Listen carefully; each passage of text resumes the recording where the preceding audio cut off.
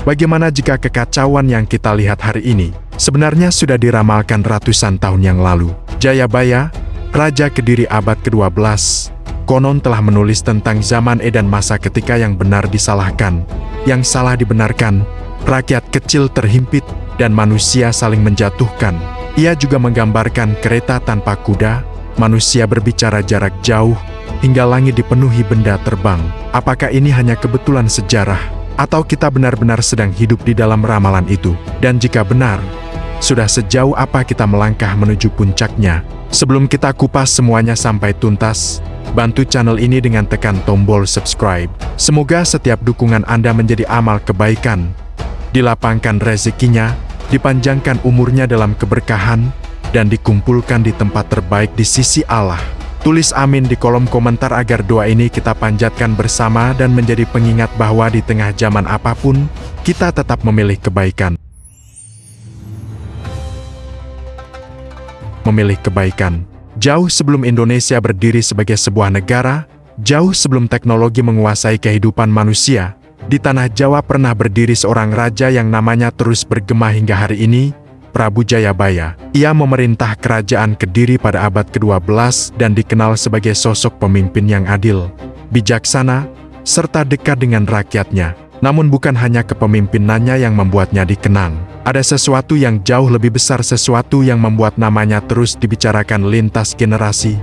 Ramalannya tentang masa depan Nusantara. Dalam kisah-kisah yang diwariskan secara turun-temurun, Jayabaya disebut bukan sekadar raja biasa. Ia digambarkan memiliki kemampuan melihat jauh melampaui zamannya. Di tengah kehidupan abad ke-12 yang masih sederhana, ketika manusia bepergian dengan kuda dan kapal layar, ketika komunikasi bergantung pada jarak tempuh kaki dan angin, Jayabaya konon berbicara tentang zaman yang belum pernah dibayangkan orang pada masanya. Sebuah zaman yang terasa asing, namun justru akrab bagi kita hari ini. Ramalan itu kemudian dikenal dengan sebutan Jangka Jayabaya. Naskahnya tidak selalu hadir dalam satu versi yang sama. Ia tersebar dalam berbagai bentuk, ditulis ulang, ditafsirkan kembali, bahkan kadang diperdebatkan. Namun ada satu benang merah yang selalu muncul, gambaran tentang perubahan besar di tanah Jawa dan Nusantara, tentang masa keemasan, masa kehancuran, hingga masa kebangkitan kembali. Yang membuat ramalan Jayabaya terasa mengguncang adalah kemampuannya menggambarkan sesuatu yang, jika dibaca sekarang, terdengar sangat modern.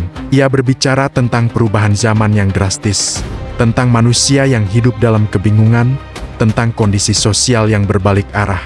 Banyak orang bertanya-tanya, bagaimana mungkin seorang raja abad ke-12 bisa menggambarkan situasi yang terasa begitu dekat dengan realitas masa kini. Sebagian kalangan memandang Jayabaya sebagai simbol kebijaksanaan spiritual Jawa. Dalam tradisi Jawa kuno, raja bukan hanya pemimpin politik, tetapi juga pusat kosmologi dan spiritualitas. Seorang raja diyakini memiliki kepekaan batin yang tinggi terhadap siklus zaman. Ia bukan sekadar mengatur pemerintahan, melainkan membaca arah pergerakan kehidupan. Dari sudut pandang ini, ramalan Jayabaya dianggap sebagai refleksi mendalam terhadap hukum sebab akibat dalam perjalanan manusia. Namun di sisi lain, ada pula yang memandang ramalan itu sebagai karya sastra simbolik. Mereka berpendapat bahwa apa yang disebut ramalan sebenarnya adalah cara orang Jawa kuno menggambarkan pola peradaban. Setiap zaman memiliki siklusnya sendiri, masa stabil, masa kacau, lalu masa pembaruan.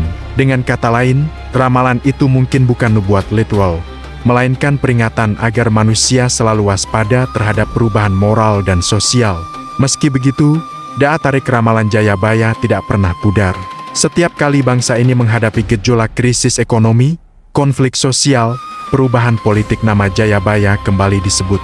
Kutipan-kutipan dari Jangka Jayabaya beredar luas, terutama bagian yang menggambarkan masa sulit dan kebingungan manusia. Seolah-olah setiap generasi merasa bahwa merekalah yang sedang hidup dalam potongan ramalan itu. Pertanyaannya kemudian menjadi semakin dalam, apakah ramalan Jayabaya benar-benar berbicara tentang masa kita sekarang? Ataukah manusia yang selalu menemukan cermin dirinya dalam setiap teks kuno yang penuh simbol? Disinilah letak misterinya. Ramalan itu bukan hanya tentang masa depan, tetapi tentang bagaimana manusia memaknai zamannya sendiri. Episode ini bukan untuk memastikan apakah Jayabaya benar-benar melihat masa depan secara harfiah. Namun satu hal yang tak bisa disangkal, Namanya terus hidup karena ramalannya menyentuh sesuatu yang universal, kegelisahan manusia menghadapi perubahan zaman. Dan mungkin, untuk memahami apakah kondisi hari ini sudah tertulis ratusan tahun lalu, kita perlu lebih dulu memahami siapa Jayabaya sebenarnya dan bagaimana cara orang Jawa memandang perjalanan waktu.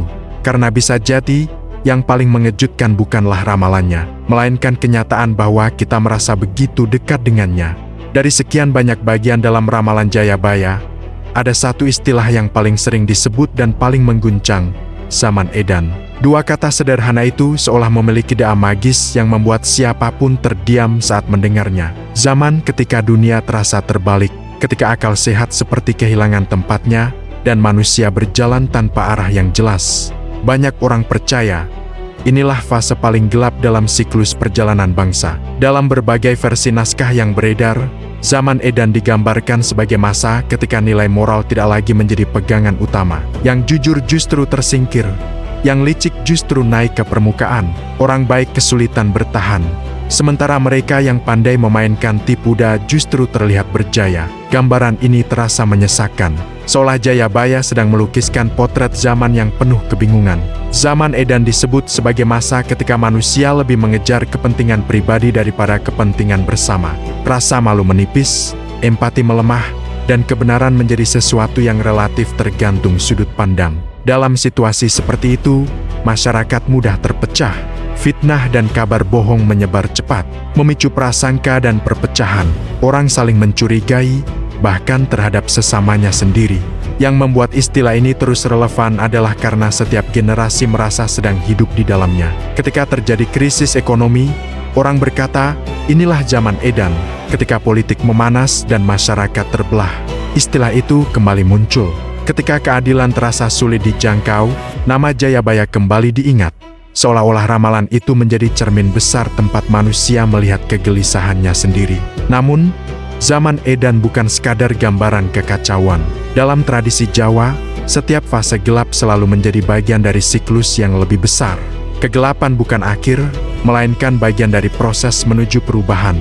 Justru di tengah kekacauan, manusia diuji, apakah ia ikut larut dalam kegilaan zaman, atau tetap teguh memegang prinsipnya. Ada satu pesan yang sering dikaitkan dengan zaman edan, yaitu nasihat agar manusia tetap waras meski hidup di tengah kegilaan. Artinya, seburuk apapun kondisi sekitar, pilihan untuk tetap jujur, adil, dan berintegritas tetap ada di tangan masing-masing individu. Ramalan itu bukan hanya menggambarkan kehancuran, tetapi juga mengingatkan tentang tanggung jawab pribadi.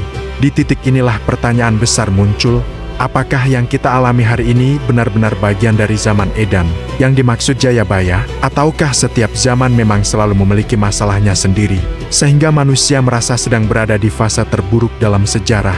Perasaan bahwa zaman sekarang lebih rusak dari dulu bukanlah hal baru. Bahkan nenek moyang kita pun mungkin pernah merasakannya. Namun tak bisa dipungkiri, perubahan zaman saat ini memang berlangsung sangat cepat.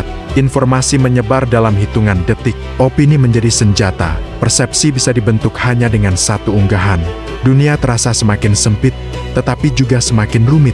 Dalam situasi seperti ini, kebingungan mudah muncul. Dan ketika kebingungan merajalela, istilah zaman edan kembali menemukan momentumnya. Mungkin yang paling penting bukanlah memastikan apakah kita benar-benar berada di dalam nubuat itu. Yang lebih penting adalah memahami maknanya. Zaman edan bisa saja bukan sekadar ramalan tentang masa depan, melainkan peringatan abadi bahwa manusia selalu berpotensi kehilangan arah jika nilai moral ditinggalkan.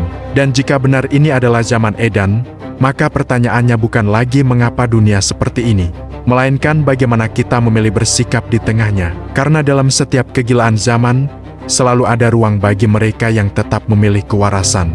Jika zaman edan berbicara tentang kondisi moral dan sosial manusia, maka ramalan Jayabaya membuat banyak orang bergidik. Ramalan itu terasa begitu nyata dalam kehidupan modern. Ia menggambarkan perubahan zaman yang ditandai kemajuan teknologi. Sesuatu yang pada abad ke-12 hampir mustahil dibayangkan secara konkret. Namun justru disitulah letak misterinya. Salah satu tafsir menyebutkan gambaran tentang kereta tanpa kuda yang berjalan sendiri.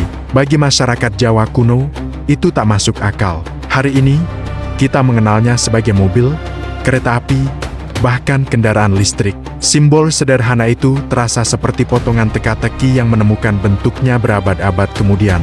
Ada pula gambaran tentang besi berjalan dan jalan panjang melintang tanpa batas. Ditafsirkan sebagai rel kereta, jembatan raksasa, atau jalan tol yang menghubungkan kota demi kota. Nusantara yang dahulu terpisah oleh hutan dan lautan kini terhubung oleh aspal, baja, dan beton. Perjalanan yang dulu memakan waktu berhari-hari kini bisa ditempuh dalam hitungan jam. Ramalan itu juga menyebut manusia yang bisa berbicara dari jarak jauh tanpa harus bertemu. Pada masa Jayabaya, komunikasi jarak jauh bergantung pada utusan. Namun hari ini, percakapan bisa terjadi dalam hitungan detik. Suara melintasi pulau, bahkan benua, tanpa hambatan berarti dunia terasa menyusut. Yang lebih menarik lagi adalah gambaran tentang langit dipenuhi benda terbang. Pada abad ke-12, langit hanya dihuni burung dan awan.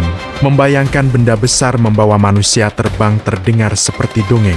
Tetapi kini, pesawat terbang melintas setiap hari, satelit mengorbit bumi, bahkan roket meluncur menembus atmosfer. Langit yang dulu sakral dan sunyi kini menjadi jalur lalu lintas modern. Pertanyaannya kemudian muncul, apakah ini benar-benar ramalan literal tentang teknologi? Ataukah simbol-simbol itu adalah cara masyarakat kuno menggambarkan perubahan besar yang tak terbayangkan? Bisa jadi, Jayabaya tidak menyebut mobil, pesawat, atau telepon secara spesifik. Ia mungkin sedang membaca arah zaman bahwa suatu hari nanti manusia akan menciptakan alat yang mempercepat hidupnya. Namun kemajuan ini tidak selalu datang tanpa konsekuensi. Teknologi memang memudahkan, tetapi juga mempercepat arus informasi, termasuk kebingungan dan konflik. Jika pada episode sebelumnya kita membahas zaman edan dari sisi moral, maka di sini kita melihat bagaimana teknologi bisa menjadi katalis. Informasi benar dan salah bercampur, opini menyebar lebih cepat daripada klarifikasi, dan manusia seringkali tenggelam dalam arus tanpa sempat memverifikasi kebenaran. Disinilah ramalan itu terasa semakin dalam. Kemajuan bukan hanya tentang kecanggihan alat, tetapi tentang kesiapan mental dan moral manusia yang menggunakannya. Tanpa kendali diri, teknologi bisa memperbesar dampak kesalahan. Tanpa kebijaksanaan, kecepatan bisa berubah menjadi kekacauan. Mungkin itulah yang ingin digambarkan Jayabaya melalui simbol-simbolnya, bahwa perubahan zaman akan datang dengan cepat dan dahsyat, bahwa manusia akan hidup dalam dunia yang sangat berbeda. Namun pada akhirnya, yang menentukan arah bukanlah mesinnya, melainkan manusianya. Dan ketika kita melihat sekeliling hari ini kendaraan melaju tanpa henti, suara melintas tanpa jarak, langit dipenuhi jalur penerbangan sulit untuk tidak bertanya, apakah semua ini memang sudah tergambar dalam simbol-simbol kuno itu? Atau justru kita yang menemukan maknanya setelah perubahan itu benar-benar terjadi? Selain perubahan moral dan kemajuan teknologi, ramalan Jayabaya juga menggambarkan masa ketika kehidupan rakyat terasa semakin berat. Disebutkan akan datang zaman ketika harga kebutuhan melambung tinggi, keadilan terasa jauh.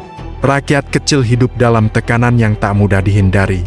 Ini bukan sekadar soal ekonomi, tetapi tentang rasa terhimpit yang dirasakan masyarakat secara luas. Dalam simbol Jawa kuno, masa sulit itu digambarkan sebagai periode ketika keseimbangan terganggu. Hasil bumi tak lagi sebanding dengan kebutuhan, kerja keras tak selalu berbuah cukup, dan jurang antara yang kuat dan yang lemah semakin terasa. Ada kegelisahan kolektif perasaan bahwa hidup semakin rumit dan tidak pasti. Ramalan itu juga menyebut tentang pemimpin yang datang silih berganti. Pergantian kekuasaan yang cepat seringkali menandakan ketidakstabilan. Ketika arah kepemimpinan tidak konsisten, masyarakat cenderung kehilangan pegangan. Harapan mudah tumbuh, tetapi juga mudah pupus. Kepercayaan menjadi barang mahal. Perpecahan sosial pun menjadi bagian dari gambaran tersebut.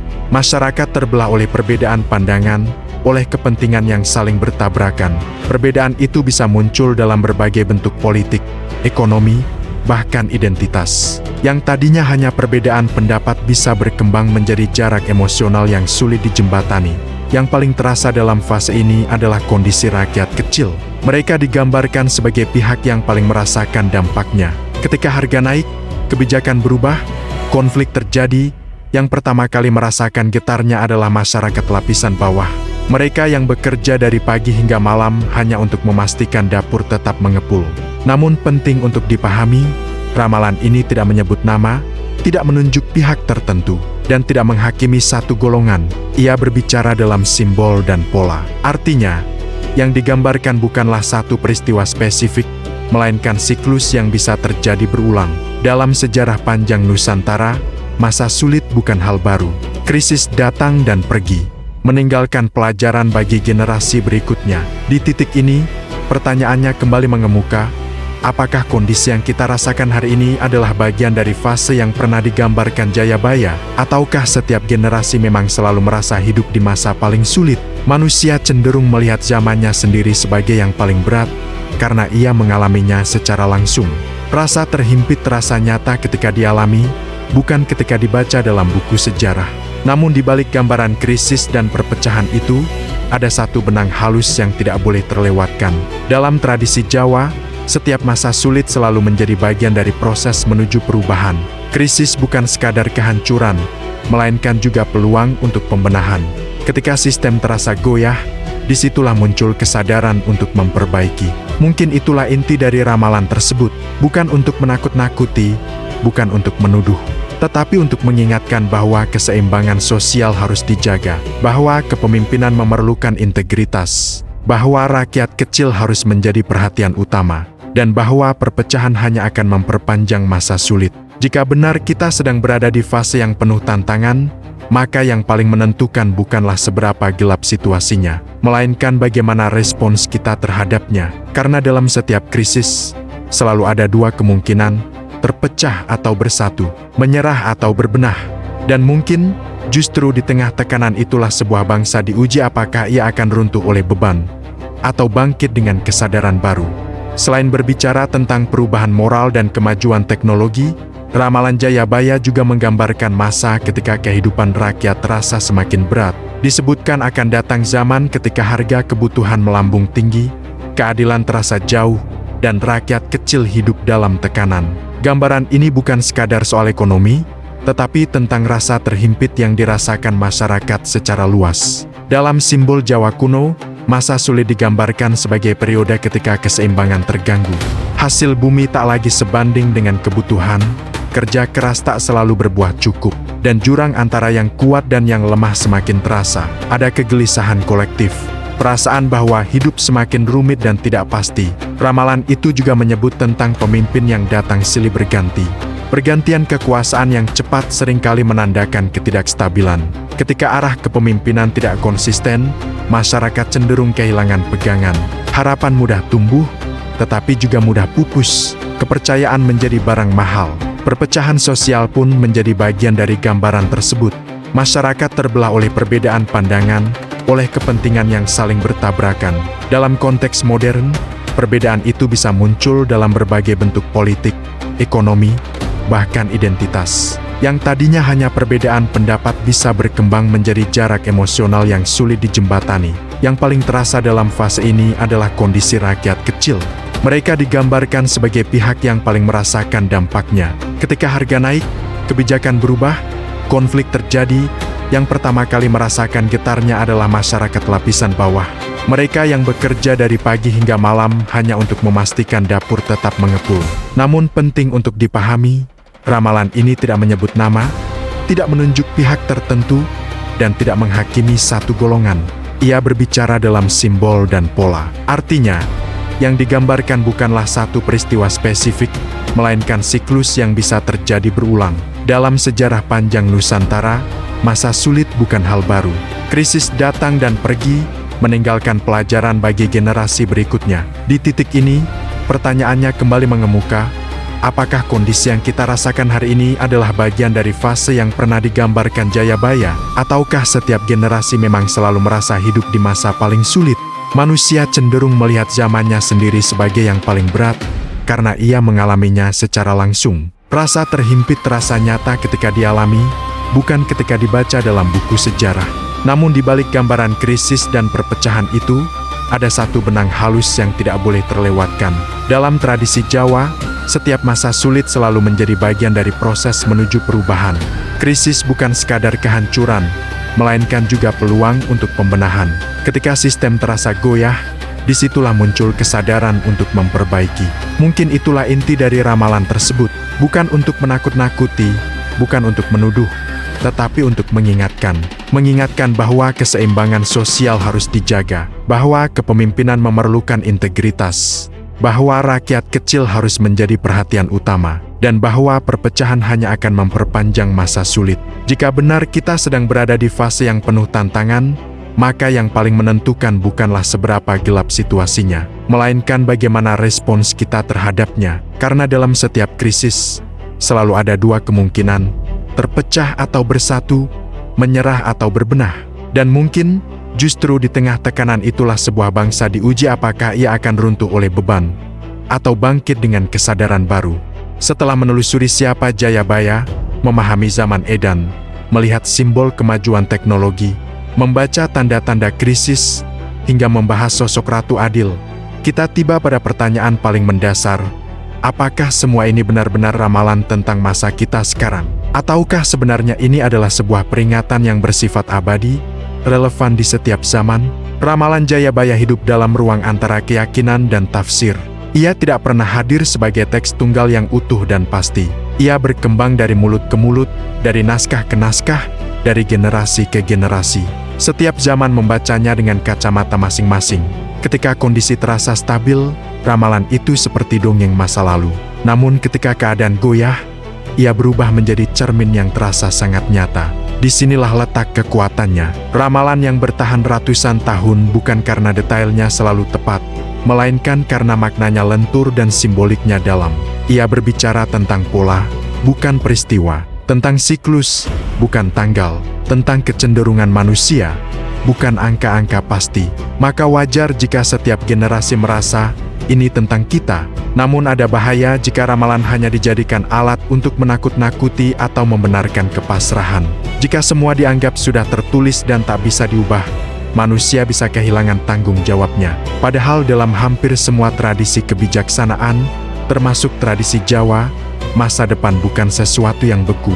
Ia dibentuk oleh pilihan dan tindakan. Jika zaman Edan adalah fase kebingungan moral, maka jawabannya bukan menyerah pada kegilaan zaman.